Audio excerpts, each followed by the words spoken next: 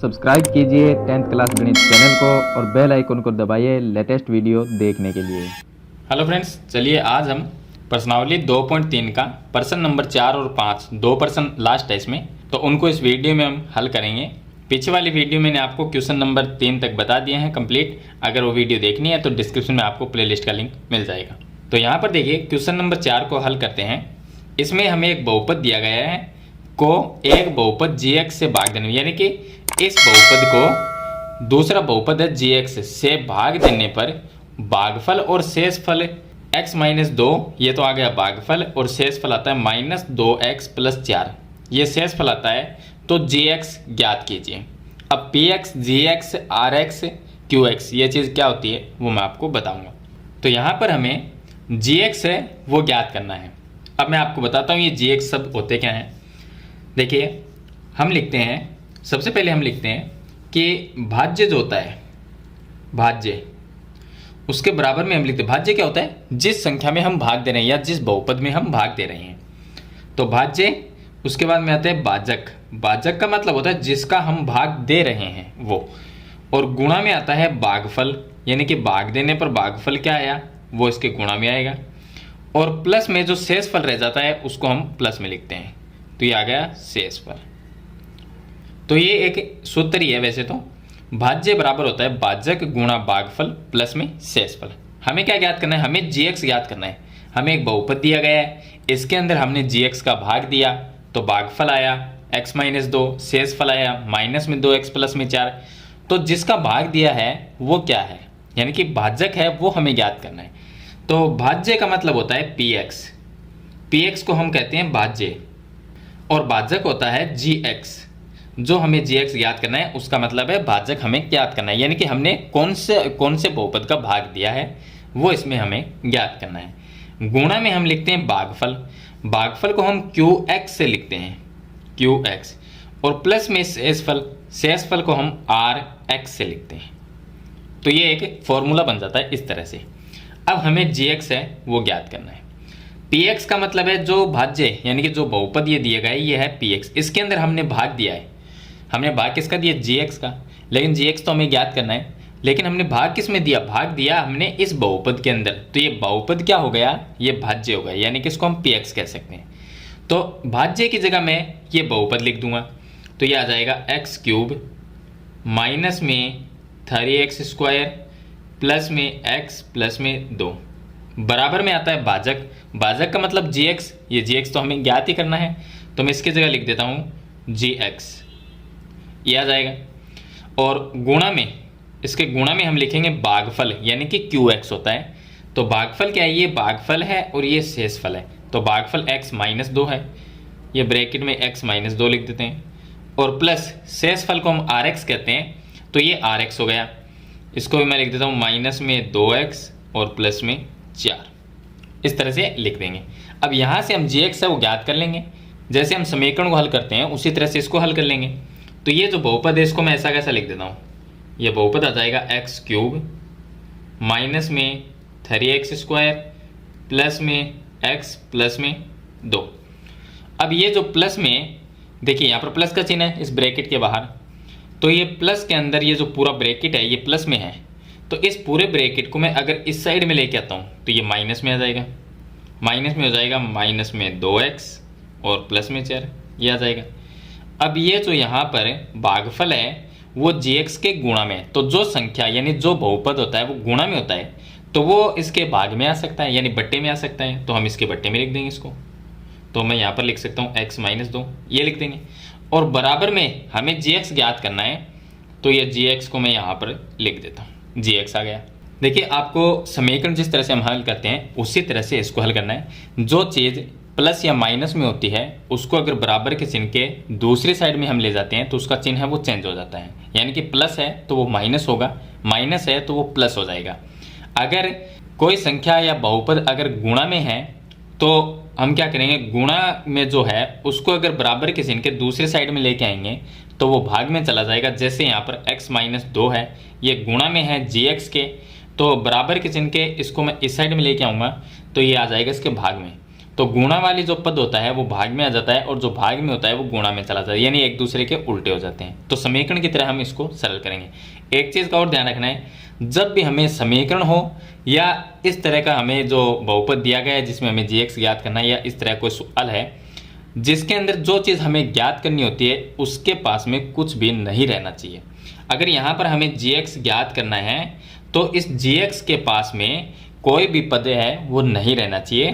तो सबसे पहले हमने ये प्लस का जो पद था उसको हम इस साइड में लेके आए तो माइनस में हो गया। इसके गुणा में ये जो पद है उसको हम इस साइड में लेके आए तो ये भाग में आ गया। तो हमारे पास में सिर्फ gx रह गया, यानी जो हमें ज्ञात करना है वो अकेला रहना चाहिए, उसके पास में कोई भी पद या संख्या नहीं रहनी चाहिए। अब ये gx है, अब इसको हम हल करते हैं। तो हल करेंगे तो ये x क्यूब हो गया, माइनस में आ गया 3x² प्लस में x प्लस में 2। अब ये ब्रैकेट है इसको हटा देते हैं तो माइनस माइनस ये हो जाएगा प्लस, ये आ गया 2x और उसके बाद ये माइनस और ये प्लस गुणा होके माइनस और ये आ जाएगा 4। अब इसके बट्टे में x माइनस 2 आ गया और बराबर में ये आ जाएगा gx, ये आ जाएगा। आगे हल करते हैं तो इस पूरे के अंदर ऊपर वाले बहुपद में x क्यूब का एक पद है तो मैं x क्यूब लिख देता हूँ, x² यहाँ पर भी है और दूसरा इसमें कोई x² का पद नहीं है तो 3x² लिख देते हैं। यहाँ पर ये प्लस में x है और ये प्लस में 2x है तो प्लस में 3x हो जाएंगे। उसके बाद में ये प्लस में 2 है, ये माइनस में 4 है तो माइनस में 2 रह जाएंगे और इसके बट्टे में आ जाएगा x माइनस 2 और बराबर में आ जाएगा gx, तो ये आ गया gx। अब ऊपर वाला जो बहुपद है इसके अंदर हम x माइनस 2 का भाग दे देंगे। तो यहाँ पर हम लिख देंगे, ये हम लिख सकते हैं कि इस बहुपद में भाग देने पर, तो मैं चलिए यहाँ पर लिख देता हूँ कि भाग देने पर। अब हम इसमें भाग देंगे तो भाग के लिए हम जो नीचे वाला बहुपद है x माइनस 2 ये लिख देंगे और x क्यूब माइनस में आ जाएगा 3x² प्लस में आ जाएगा 3x और माइनस में 2, इसके अंदर हम भाग देंगे। तो मैंने आपको तरीका तो मैंने बताया पहले ही बता चुका हूँ मैं आपको पीछे वाले क्वेश्चन में कि भाग किस तरह से करते हैं। तो x क्यूब में x का भाग देंगे तो x² बार जाएगा, तो x² में यहाँ पर लिख देता हूँ, x² बार भाग चला गया। x² को x से गुणा करेंगे तो x की घात 3 बन जाएगा, x² को -2 से गुणा करेंगे तो माइनस में 2x² आ जाएगा। अब इसका चिन्ह चेंज करेंगे तो ये माइनस हो जाएगा, ये कट जाएंगे, ये हो जाएगा प्लस, माइनस 3x² प्लस में 2x² तो माइनस में 1x² रह जाएगा यानी कि x² और प्लस में 3x और माइनस में 2 आ जाएगा। अब फिर से हम पहले पद का भाग देंगे तो -x² में x का भाग दिया तो इसके ऊपर एक घात है वो इसमें से कम हो जाएगी यानी कि x की घात 1 रहेगी, उसका मतलब x होता है। तो माइनस में x है वो इसका उत्तर आ गया। अगर आपको इस तरह समझ में ना आए तो आप x, ये देखिए हमने क्या किया -x², इसके अंदर किसका भाग दिया x का, तो ऊपर वाले को हम लिख सकते हैं -x गुणा x बटे नीचे है x, तो x से x कट गया, उत्तर क्या आया -x, तो वो ही मैंने यहाँ पर लिखा है। -x को x से गुणा करेंगे -x² आ जाएगा, -x को -2 से गुणा करेंगे तो माइनस माइनस प्लस 2x आएगा, प्लस में 2x ये आ जाएगा। अब ये प्लस हो गया तो ये कट जाएंगे, ये माइनस हो जाएगा तो x और -2 ये रह जाएगा। 3x प्लस में माइनस में 2x तो x रह गया और -2। अब x -2 का x -2 में भाग देंगे क्योंकि ये दोनों एक जैसे हैं तो भाग चला जाएगा एक बार यानी कि +1। अब 1 को मैं इस पूरे के साथ में गुणा करूँगा तो ऐसे ही ऐसे ही पद आएगा, तो x -2 इसके नीचे लिख देते हैं और यहाँ पर माइनस हो जाएगा, चिन्ह चेंज करेंगे, ये प्लस हो जाएगा तो ये भी कट जाएंगे तो शेषफल 0 आ गया। तो अब भागफल क्या है, ये भागफल आया है। जो ये भागफल है वो क्या होगा, gx होगा, क्योंकि हमने gx का मान हम ज्ञात कर रहे हैं। यहाँ पर तो हमने भाग दिया है तो भाग के बिना हम gx वो ज्ञात नहीं कर सकते, इसलिए हमने भाग दिया है। तो जो भागफल आया है इसका मतलब वो gx का मान है। तो यहाँ पर हम लिख देंगे कि जो gx है gx बराबर x² माइनस में x प्लस में 1 है, तो ये हमारा gx आ जाएगा। तो इस तरह से आपको जो क्वेश्चन नंबर 4 है उसको हल करना है। चलिए इसके साथ में मैं आपको क्वेश्चन नंबर 5 है जो इसका लास्ट क्वेश्चन है वो भी बता देता हूँ। अब देखिए इसका क्वेश्चन नंबर 5, ये लास्ट क्वेश्चन है इसमें दिया गया है कि बहुपदों px, gx, qx और rx के ऐसे उदाहरण दीजिए जो विभाजन एल्गोरिथम को संतुष्ट करते हो। तथा इसमें 3 क्वेश्चन दिए गए हैं कि px की घात और qx की घात बराबर होनी चाहिए। दूसरे क्वेश्चन में हमें सिद्ध करना है कि qx की घात और rx की घात है वो बराबर आनी चाहिए। और तीसरे में हमें सिद्ध करना है कि rx है उसकी घात 0 होनी चाहिए। तो ये 3 क्वेश्चन हमें हल करने हैं। अब इसमें जो हम उदाहरण देंगे ज़रूरी नहीं है जो मैंने आपको उदाहरण बताए वही उदाहरण इसमें आपको हल करने हैं। आपको इसमें काफ़ी सारे उदाहरण हैं, अलग अलग मिल जाएंगे। अगर आप कोई और वीडियो देखेंगे तो आपको सभी जगह पे हो सकता है कि अलग अलग उदाहरण है वो आपको देखने को मिल जाए, क्योंकि इसके काफ़ी एग्जाम्पल दे सकते हैं हम। लेकिन जो क्वेश्चन हमें दिए गए हैं वो यहाँ पर सेटिस्फाई होने ज़रूरी है। तो उदाहरण कोई भी हो सकता है, क्वेश्चन सेटिस्फाई होना ज़रूरी है। तो यहाँ पर देखिए बहुपदों px, gx, qx और r, मैंने क्वेश्चन नंबर 4 में बताया था आपको px, gx, qx और rx क्या होते हैं। तो फिर से मैं आपको बताता हूँ। px का मतलब है भाज्य, gx का मतलब होता है भाजक, qx का मतलब होता है भागफल और rx का मतलब होता है शेषफल। यानी कि जब हम किसी भी संख्या में भाग देते हैं तो हम क्या लिखते हैं, संख्या में भाग देते हैं तो बीच में आता है भाज्य और इस साइड में आता है भाजक और यहाँ पर आता है भागफल और इसके बट्टे में यहाँ पर आता है शेषफल। तो इस तरह से लिखते हैं। यानी हम किसी भी संख्या का किसी और संख्या में अगर भाग देते हैं तो यहाँ पर शेषफल रहता है, यहाँ पर भागफल आता है। तो जिसमें हमने भाग दिया है वो भाज्य है और जिसका भाग दे रहे हैं वो भाजक है। इसका मतलब भाज्य का मतलब होता है px, तो ये तो आ गया px। भाजक का मतलब हो गया gx, तो ये होता है gx। भागफल का मतलब होता है qx और शेषफल को हम कहते हैं rx, ये कहते हैं। तो इस चीज़ को आपको ध्यान में रखना है। अब हम देखिए कोई भी उदाहरण ले सकते हैं। क्वेश्चन नंबर जो 1 है उसमें लिखा है कि घात px बराबर घात qx। इन दोनों की घात है वो बराबर नहीं, यानी घात बराबर रहनी चाहिए। तो px की घात यानी कि यहाँ पर जो लिखेंगे उसमें बड़ी से बड़ी घात यानी कि जो उसकी घात होगी और qx का मतलब भागफल जो आएगा उसकी घात, दोनों की घातें बराबर होनी चाहिए। तो ऐसा हम उदाहरण ले लेंगे। तो हम मान लेते हैं कि हम भाग देंगे, यहाँ पर मैं लिख देता हूँ 3x²। अगर इसके अंदर मैं भाग 3 का देता हूँ, अगर मैंने 3 का भाग दिया तो 3 में 3 का भाग चला जाएगा तो x² उत्तर आएगा। x² को मैं यहाँ पर लिख देता हूँ और फिर x² को वापस 3 से गुणा करूँगा तो यहाँ पर 3x² आ जाएगा और ये माइनस हो कि ये कट जाएंगे तो शेषफल 0 रहेगा। तो यहाँ पर देखिए कि px की घात कितनी है, px की घात है, यहाँ पर देखिए घात कितनी है, 2 है, px की घात 2 है और qx है, qx का मतलब क्या है, भागफल है, तो भागफल की घात भी 2 है, तो दोनों की घात 2 है। इसका मतलब क्वेश्चन नंबर 1 है वो इससे सेटिस्फाई होता है। तो यहाँ पर ये चीज़ हमें बराबर करनी है। तो यहाँ पर हम लिख सकते हैं कि घात है वो कितनी है, 2 है, घात 2 है, px की भी 2 है और qx की घात है वो भी 2 है। तो ये यहाँ पर एक एग्जाम्पल हम उदाहरण ले सकते हैं। इसके अलावा कोई और भी उदाहरण आप ले सकते हैं। तो आपको अब लिखना क्या है, आप px की जगह तो ये लिखोगे, gx की जगह आपको ये लिखना है, qx की जगह आप x² लिखोगे और rx की जगह आप 0 लिखोगे। यानी कि px बराबर ये हो जाएगा, qx बराबर ये हो जाएगा, gx बराबर 3 आ जाएगा और rx बराबर 0 आ जाएगा। तो ये आप उदाहरण ले सकते हैं। अगर आप इससे बड़ा उदाहरण लेना चाहें तो आप वो भी ले सकते हैं, लेकिन हम छोटे से उदाहरण में यहाँ पर इसको सेटिस्फाई कर देंगे तो बड़े उदाहरण की हमें ज़रूरत ही नहीं पड़ेगी। तो ये उदाहरण आप ले सकते हैं। अब इसका क्वेश्चन नंबर 2 देखिए। इसमें दिया कि qx की घात और rx की घात वो बराबर रहना चाहिए, आए कुछ भी, यानी कि अगर इसकी 1 है तो इसकी भी 1 होनी चाहिए, अगर इसकी घात 0 है तो इसकी भी 0 होनी चाहिए, अगर घात 2 है या 3 है 4 है तो दोनों की बराबर होनी चाहिए। तो यहाँ पर देखिए qx का मतलब हो गया, ये हो गया qx यानी भागफल इसकी घात और शेषफल की घात वो बराबर आनी चाहिए, चाहे 0 से लेके कोई भी हो।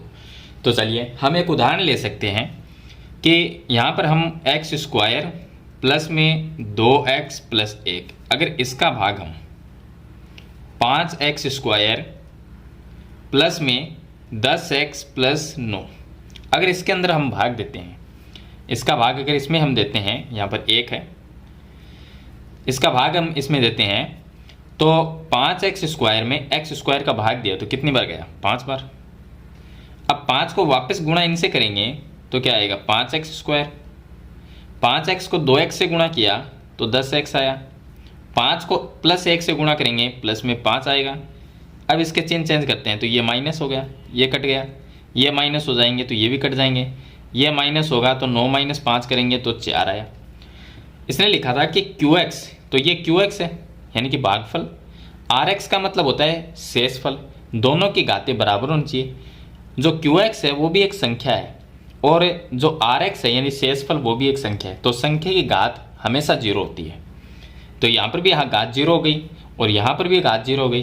तो हम लिख सकते हैं कि घात QX की घात क्या है? 0 है। और घात RX वो भी एक संख्या है। RX शेषफल क्या है? एक संख्या, और संख्या की घात 0 होती है। यहाँ पर भी 0 होती है। तो इस तरह से दोनों चीज़ें बराबर होनी चाहिए। तो हमने दोनों ही घातें हैं वो 0 0 यहाँ पर कर दी, यानी कि दोनों ही घातें बराबर है, 0 0 है। तो इस तरह से ये जो उदाहरण है वो आप सेकंड क्वेश्चन में लिख सकते हो। इसके अलावा आप कोई और भी उदाहरण बना सकते हो। आपको तो ये देखना है कि इसकी घात है वो कितनी रखनी है हमें। यहाँ पर जैसे मैंने रखा कि इसकी घात 0 रह जाएगी, यहाँ पर इसकी घात 0 रह कैसे रही? मुझे पता था कि 5 को अगर मैं इनसे गुणा करूँगा तो सेम टू सेम आएगा। अगर मैं यहाँ पर भी 5 लिख दूंगा तो 5 के नीचे 5 आएगा, प्लस माइनस कट जाएंगे तो यहाँ पर 0 रहेगा। तो मैंने सोचा यहाँ पर कोई और संख्या ले लेते हैं, कोई भी ले सकते हैं, 9 जरूरी नहीं है, आप 11 12 10 कुछ भी ले सकते हैं। तो उसमें से ये माइनस होगा तो एक संख्या ही रहेगी, और संख्या रहेगी तो उसकी घात 0 होती है, और यहाँ पर भी एक संख्या ही आई है। तो इस तरह से आप कोई भी उदाहरण बना के यहाँ पर लिख सकते हो, लेकिन ये सेटिस्फाई होनी चाहिए कि घात QX और घात RX बराबर होने चाहिए। चलिए इसके बाद में देखिए इसका क्वेश्चन नंबर 3। यहाँ पर क्वेश्चन नंबर 3 में घात RX की 0 आनी चाहिए। 0 कब आएगी? जब कोई संख्या रह जाती है शेषफल में। शेषफल में एक संख्या रख लेंगे तो संख्या की घात हमेशा 0 होती है। तो चलिए हम इस तरह का उदाहरण लेते हैं कि हम मान लेते हैं कि यहाँ पर 6x + 5 ये एक बहुपद ले लेते हैं, और इसके अंदर हम भाग दे सकते हैं 2x का। 2x का अगर हम भाग देते हैं तो 6x में 2x का भाग देंगे तो x से तो x कट जाएगा, 6 में 2 का भाग चला जाएगा 3 बार। 3 को 2x से गुणा करेंगे 6x आ जाएगा। अब यहाँ पर चिन्ह इसके चेंज करते हैं तो ये आ जाएगा माइनस, तो ये कट जाएंगे, तो पीछे क्या रह गया? 5 रह गया। तो जो 5 है वो शेषफल के रूप में बच गया। अब 5 ही एक संख्या है, तो संख्या की जो घात होती है वो हमेशा 0 होती है। तो ये क्या है? ये RX है, यानी कि ये शेषफल है। तो यहाँ पर RX है यानी कि शेषफल, वो एक संख्या है, और संख्या की घात हमेशा क्या होती है? 0। तो इसकी हम घात लिख दें, घात RX बराबर 0 है, तो वो इस क्वेश्चन को सेटिस्फाई करता है। तो इस तरह से आप, जरूरी नहीं है कि ये जो मैंने उदाहरण बताए वो उदाहरण है, आप इसमें बड़ा भी, मैंने तो आपको छोटे छोटे उदाहरण बताए हैं, आप काफ़ी बड़ा उदाहरण है वो भी लिख सकते हो इसके अंदर, लेकिन जो शर्त है वो यहाँ पर अप्लाई होनी ज़रूरी है। तो इस तरह से आपको जो क्वेश्चन नंबर 5 है उसको हल करना है। PX, GX, QX और RX मैंने आपको बता दिए क्या होते हैं। इसका मतलब होता है भाजक, भाज्य, भागफल और शेषफल, हिंदी में से ये कहते हैं। तो मेरे ख्याल से ये क्वेश्चन है वो आपको समझ में आ गया होगा। फिर भी इसके बारे में कोई सवाल या सुझाव हो तो मुझे कमेंट बॉक्स में ज़रूर लिखना। तो आज की वीडियो में इतना ही, मिलते हैं एक नई वीडियो के साथ, तब तक के लिए थैंक यू।